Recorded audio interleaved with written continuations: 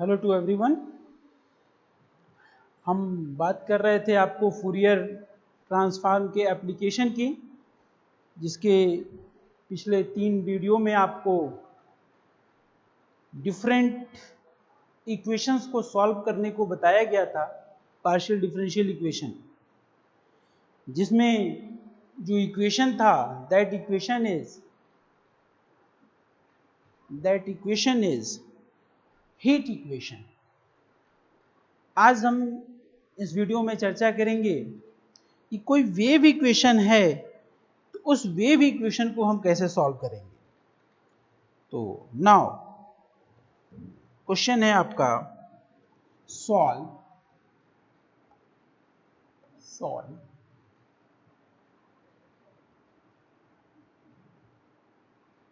del 2u over del t square is equal to alpha square del 2u over del x square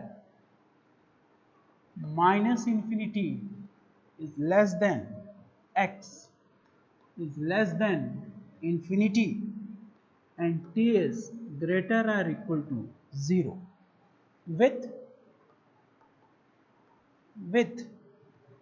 condition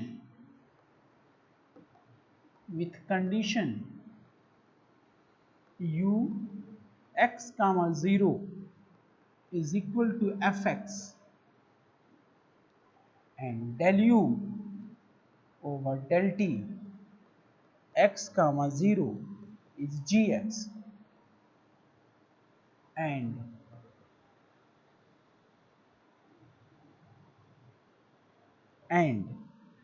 assuming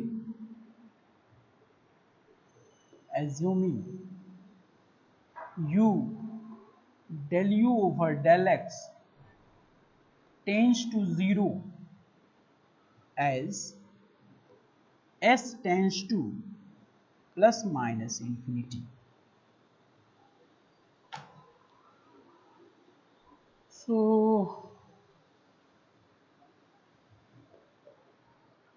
आप इस differential equation को देखें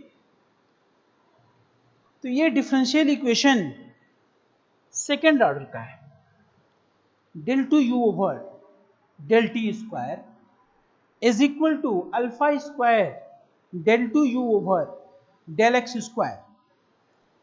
इस differential equation को आपको solve करना है और इस डिफरेंशियल इक्वेशन के सॉल्यूशन को कैसे हम इंप्लीमेंट करेंगे और ये हम कैसे जानेंगे इसमें कौन सा ट्रांसफॉर्म आपको यूज करना है। तो ध्यान दें कि इस डिफरेंशियल इक्वेशन में ये कंडीशन आपको दिया है u x कामा 0, यानी value of u at t equal to 0 is given, value of del u over del t, value of del u over del t at t equal to 0 is given, and u and del u over del x tends to 0 as x tends to, sorry, this will be not x, yes, but it will be x. तो x जब infinity को tend कर रहा है then u की value और उसके derivative की वैल्यू दी गई है, this tends to 0, but at x equal to not 0 but x equal to infinity. So यहां यह चीज क्लियर हो गई कि हम Fourier sine transform and Fourier cosine transform, ये दोनों ही ट्रांसफॉर्मेशन हम यहां पर नहीं कर सकते हैं। तो बच क्या गया भाई, अब यहां सिर्फ और सिर्फ एक ही ट्रांसफॉर्म बच गया जो यहां पर इस गिवन इनिशियल कंडीशन के बेसिस पर हम यूज कर सकते हैं, and that transform is Fourier transform. और उस फूरियर ट्रांसफॉर्म की डिफिनीशन पे यदि हम जाएं तो फूरियर ट्रांसफॉर्म की डिफिनीशन में था कि Fourier transform of any function f x is 1/√2π इंटीग्रेशन -∞ to infinity fx ft e to power ist dt। सो यहां एक कांस्टेंट जुड़ा हुआ था 1/√2π, और जब हम इसका इन्वर्स भी लेते थे तो 1/√2π से प्रोडक्ट करते थे। तो यहां पर भी उस फार्मूले में थोड़ा सा हम चेंज करेंगे, और वो चेंज क्या है कि जो कांस्टेंट 1/√2π जिसका हम प्रोडक्ट करते थे वो इस क्वेश्चन के लास्ट में हम करेंगे जब हम इसका इन्वर्स कैलकुलेट करेंगे, और उसके पहले हम उस क्वेश्चन को वैसे ही सॉल्व करेंगे जैसे पीछे के क्वेश्चन में बिना कांस्टेंट के हम करते आए। So taking Fourier transform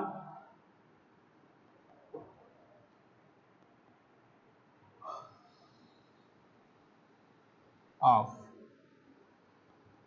given equation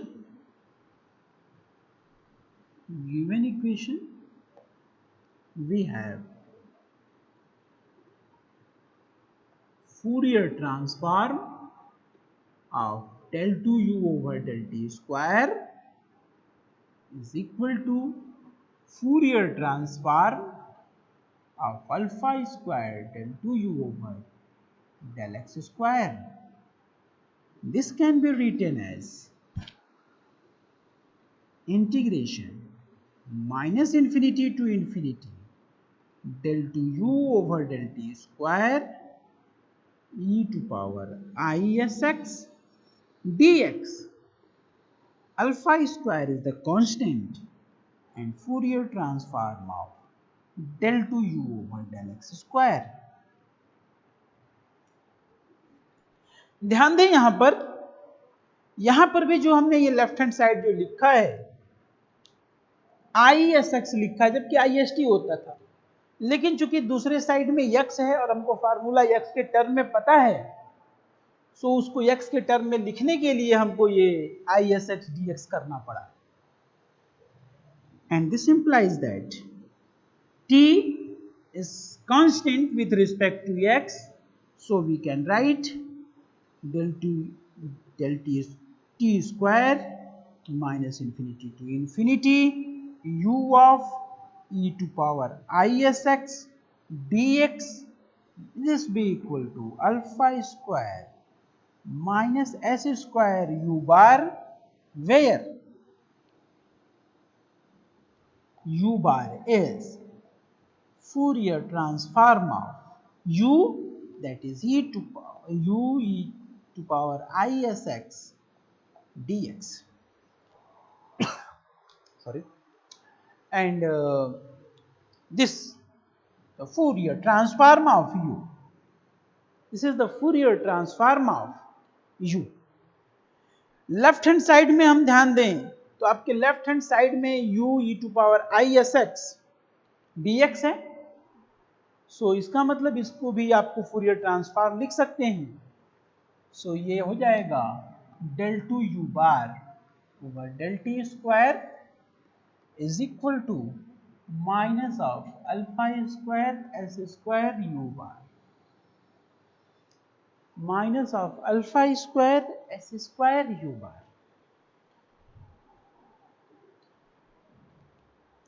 तो अब आप यहां इस चीज को फाइनलाइज कर लिए, this result, and this can be written as u bar over del t square s square u bar, this will be equal to 0. This will be equation number 1, and equation 1 represent second order differential equation, and this behaves like ordinary differential equation, second order ordinary differential equation, अब ये second order का ordinary differential equation कैसे बन गया भाई, क्या हुआ इसके साथ? तो यहां जो आपकी वैल्यू है x के रिस्पेक्ट में आपने कर दिया, तो बचा केवल t, यानी यहां u केवल t का फंक्शन की तरह बिहेव कर रहा है। सो ये आपका फर्स्ट ऑर्डर का डिफरेंशियल इक्वेशन बना, सेकेंड ऑर्डर का डिफरेंशियल इक्वेशन बन गया। अब इसका solution, so auxiliary equation of f equation is m square plus alpha square s square, this will be equal to 0. This implies that m is equal to plus minus I alpha s. So complementary function क्या हो जाएगा भाई? Both the root are different, distinct.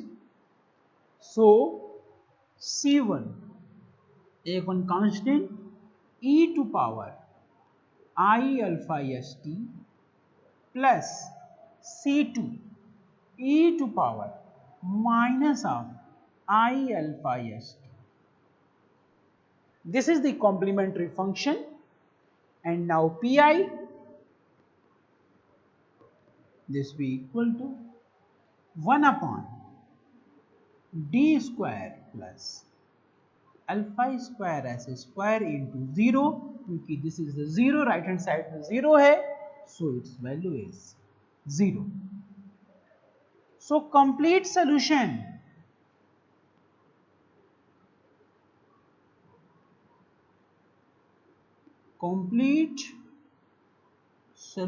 of equation 1 is u bar is equal to C1 e to power I alpha st plus C2 e to power minus I alpha st.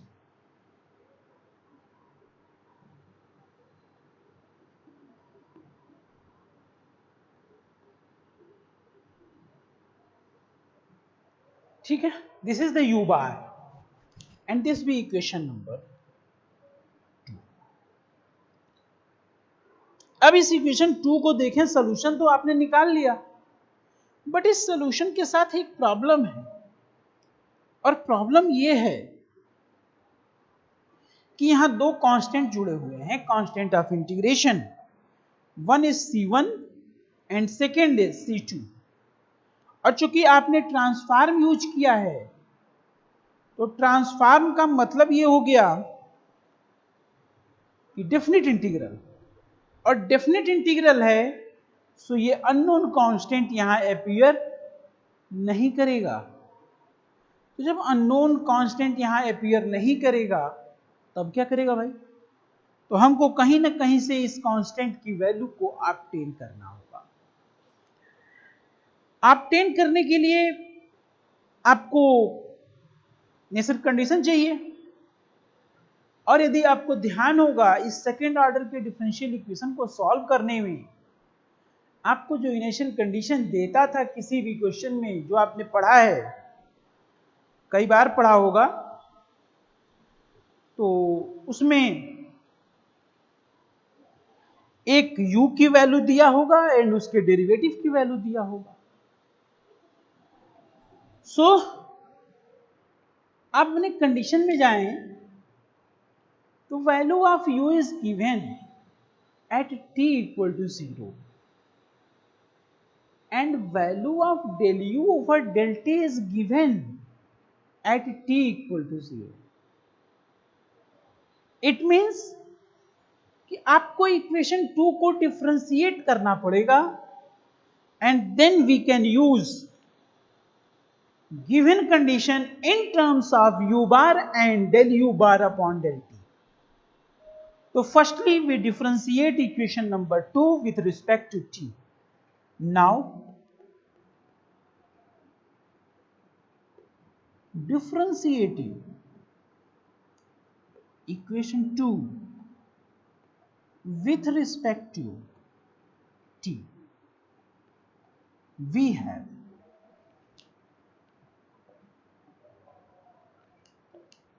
del u bar upon del t, this be equal to I alpha s c1 e to power I alpha st minus of c2 I alpha s e to power minus of I alpha st. This be equation number 3.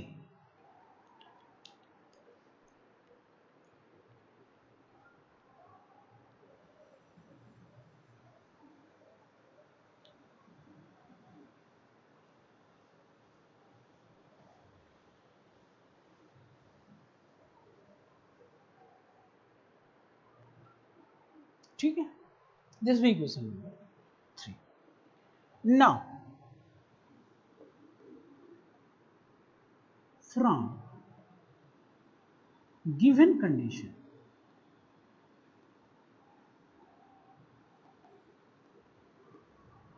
we have ux comma 0 is fx. So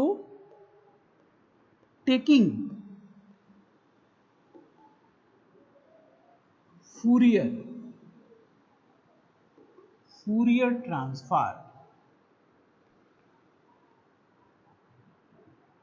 of above equation, ये Fourier transform हमको क्यों लेना पड़ा कि क्योंकि equation 2 और 3 दोनों में यू बार यूज है, यानी फूरियर ट्रांसफॉर्म यूज है, सो हमको इस कंडीशन में ट्रांसफॉर्म लेना पड़ेगा। तो इसका transform is u bar and this be integration of fx e to power isx dx। And चूंकि फंक्शन हमारा अननोन है, फंक्शन की वैल्यू हमको पता नहीं है, यहां पर्टिकुलर वैल्यू ना दे करके एक जनरल वैल्यू दिया है। सो ध्यान दें कि जब इस इंटीग्रेशन को आप करेंगे तो integration with respect to x, function in terms of s and x, and when we substitute the value of x, the function is only in terms of s. So इसका हमने फूरियर ट्रांसफॉर्म मान लिया, that is f। ये हमने late कर, क्योंकि जो भी फूरियर ट्रांसफॉर्म इस u फंक्शन का होगा वो कोई ना कोई s का फंक्शन होगा, एंड वो s का फंक्शन डिपेंड करेगा वैल्यू ऑफ fx पर। So it will be fs, ये हमने लेट कर दिया। एंड जो ये वैल्यू मिला, this implies that u bar is equal to fs, जो हमने ये लिया है ये कहां पर है, तो एट t इक्वल टू 0। तो एक कंडीशन ये हो गई, इस कंडीशन का नाम दे दिया हमने equation number 4।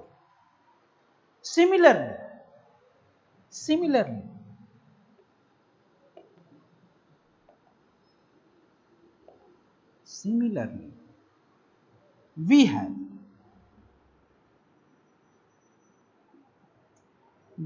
del u bar over del t is gs at t equal 0। this be equation 5।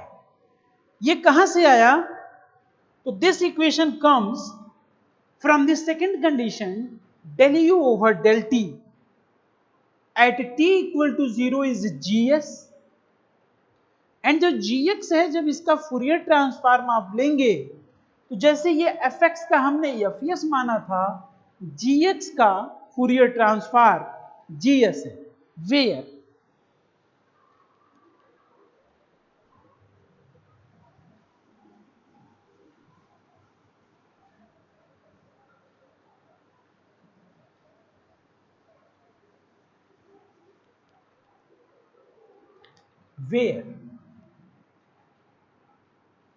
GS is Fourier transform of gx e to power isx dx। ये हमने लेट किया, जैसे एफ एस लेट किया था वैसे GS भी late किया। क्यों लेट किया? तो उसका रीजन यही है कि जीएक्स कोई पर्टिकुलर वैल्यू नहीं दिया है, that is the function of x. So इसका ट्रांसफॉर्म हमने जीएस मान लिया, क्योंकि जो भी एक्स का फंक्शन होगा पर्टिकुलर वैल्यू होगी, उसी के अनुसार उस जीएस की वैल्यू भी चेंज करेगा। So now using condition 4 in now using equation 4, sorry क्योंकि अपने इक्वेशन बना लिया, एक कंडीशन नहीं है condition he, but in terms of equation now using condition given in equation 4 in equation 2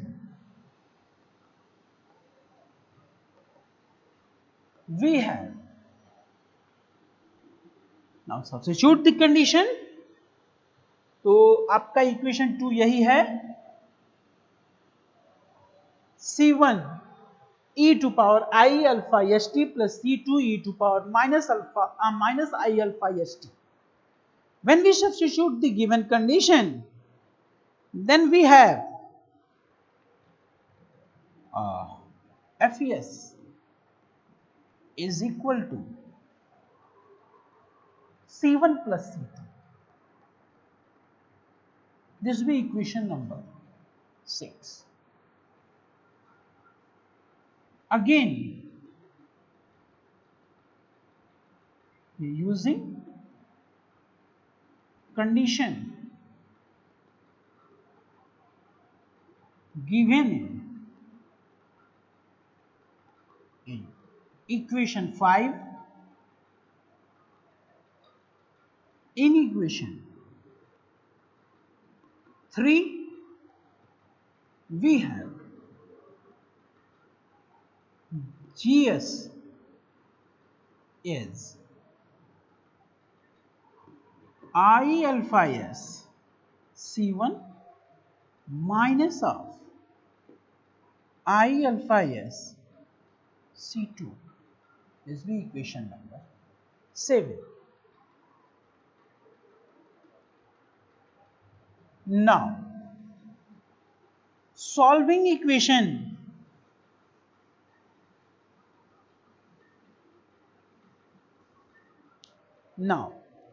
solving equation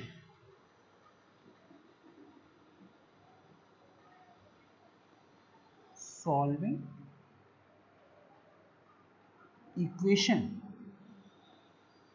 6 and 7 we have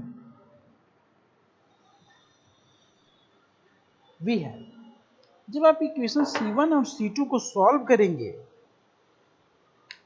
तो आपको मिल जाएगा C1 is equal to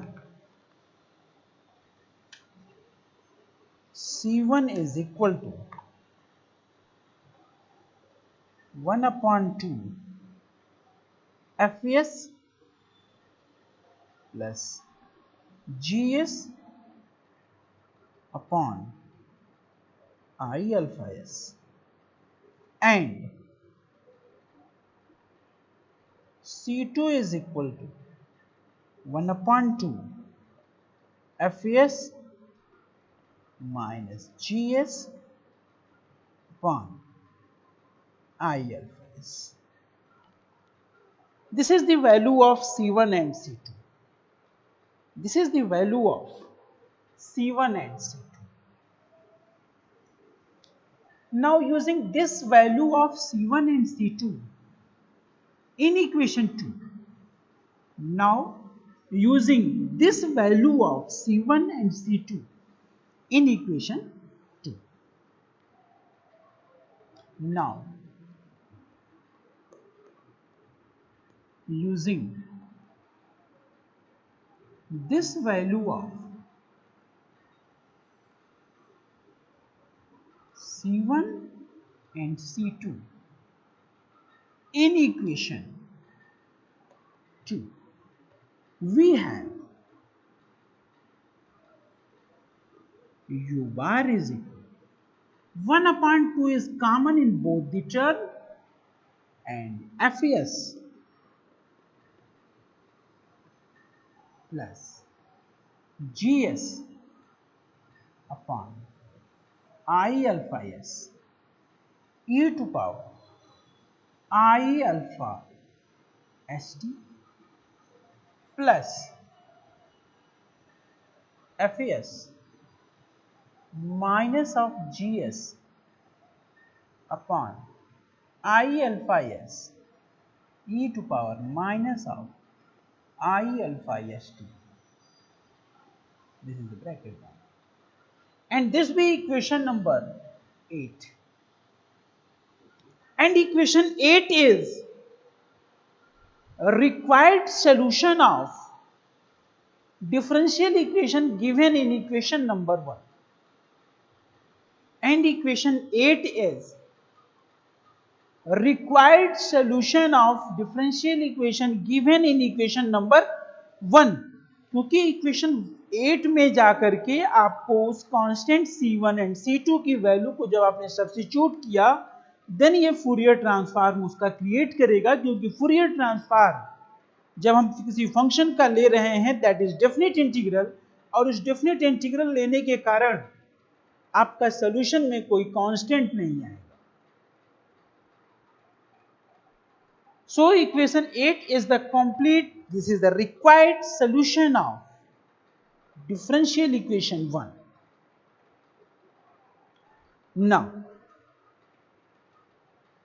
Now taking inverse Fourier transform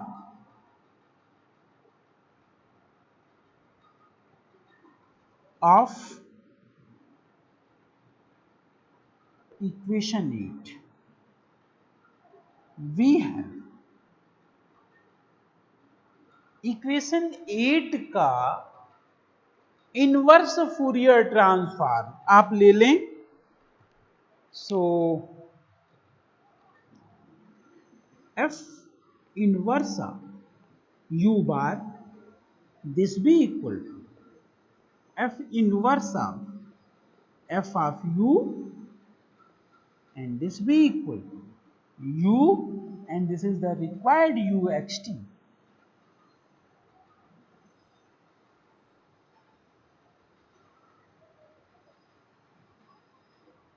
And this is the required uxt, and this be given by 1 upon 2 pi minus infinity to infinity u bar e to power minus of I sx ds. Now substituting the value of u bar at this place, we have u of xt 1 upon 2 pi minus infinity to infinity. यही जो equation 8 में you आपका u बार की value है वही substitute कर दें. 1 upon 2 pi तो 1 upon 4 pi Fs plus Gs upon IAS I alpha s e to power I alpha st plus Fs minus Gs upon I alpha s e to power minus I alpha st e to power I sx and d.